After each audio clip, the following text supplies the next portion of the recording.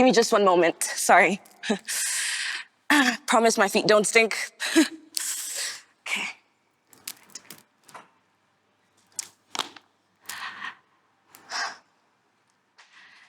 Now, I'm sure you're all wondering what I'm doing on this stage with nothing on my feet, just my socks.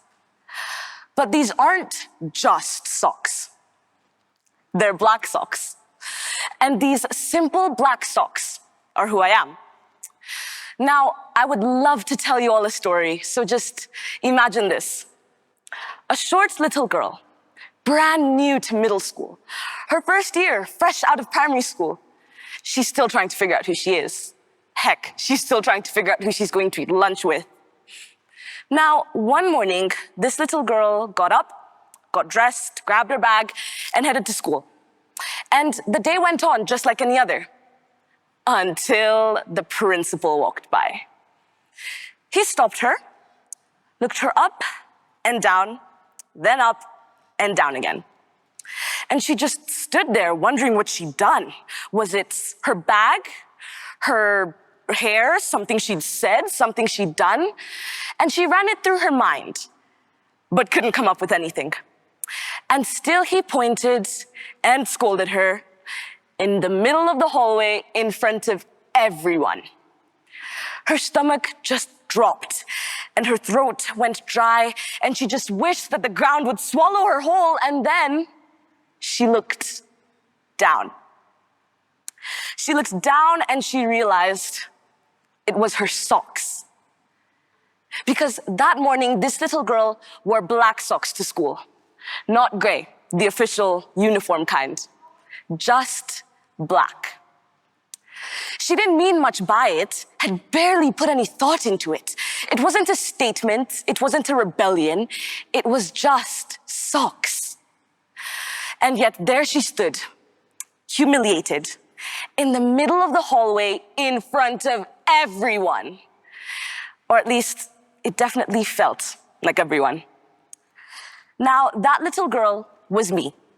And looking back, finally past the humiliation of that hallway encounter, I realized it wasn't just about the socks. It was my first lesson in middle school, and maybe even in life, that standing out, even by accident, could cost you. So I made a silent vow that day. Don't stand out, don't be different, and just blend in. But here's the thing. We don't just wake up one day all ensuring and double checking that we're wearing the same color socks or saying the same agreeable things. No, this doesn't happen overnight. We're shaped and conditioned very slowly by people we're taught to listen to, like parents, teachers, principals.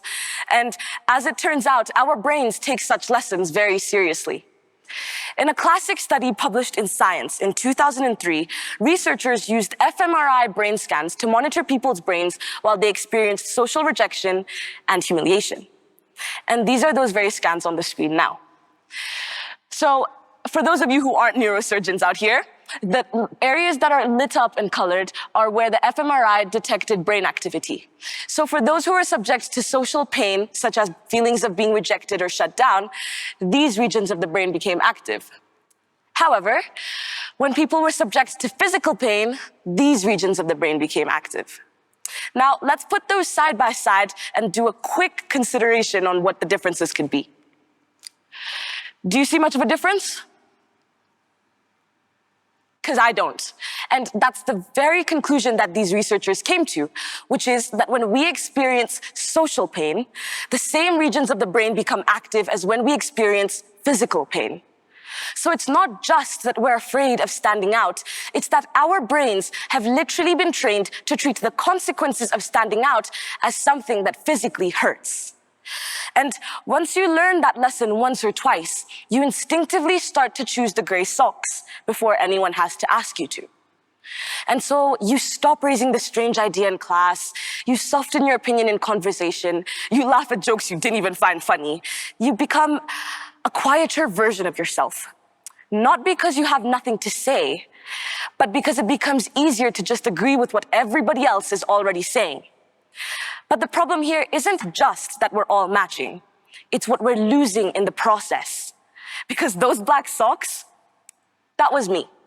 My tiny expression tucked away in a split second.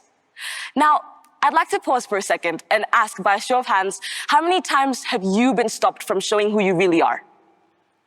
Yeah? Probably not with your socks, I'd hope not, but with your opinions, with your truth, with who you really are. You don't have to put much thought toward it. It comes up in everyday stuff. Like sometimes, just as I'm about to say something in public, it's like a voice just pops into my head, urging me not to say it there or then.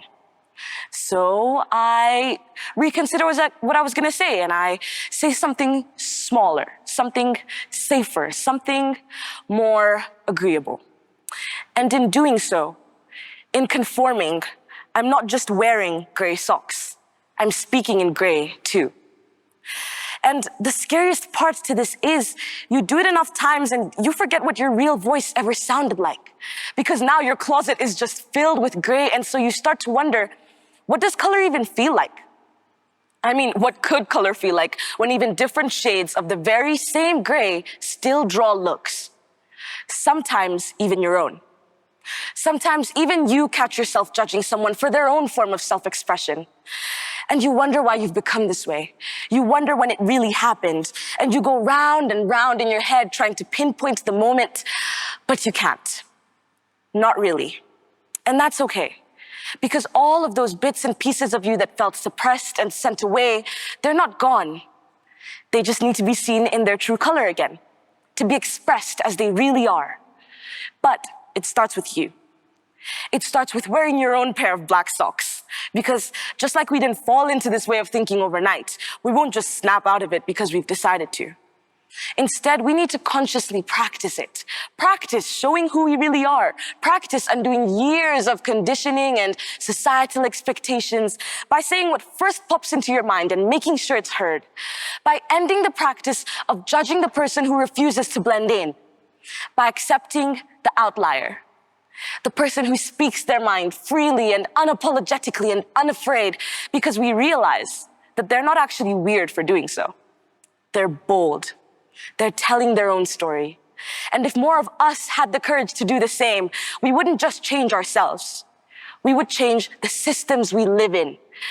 Systems that would welcome difference and creativity and new, better ideas. But it starts with something small. Something even as small as changing the color of your socks. Thank you very much.